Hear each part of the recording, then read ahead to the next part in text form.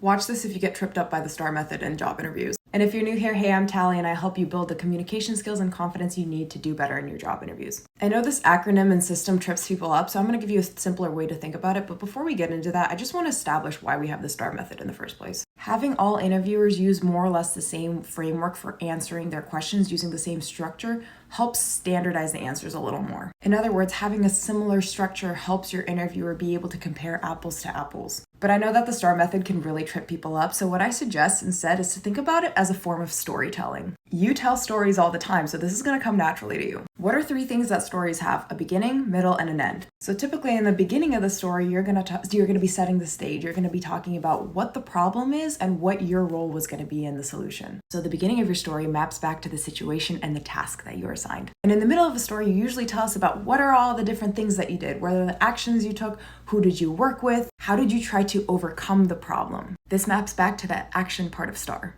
And then at the end of the story, that's when things get really juicy. At the end, you're going to tell us what happened as the result of your efforts, what changed, how did things improve for the better, what are the outcomes that happened, what did you learn, and what was the impact that this had. The ending of your story will map back to the result part of STAR.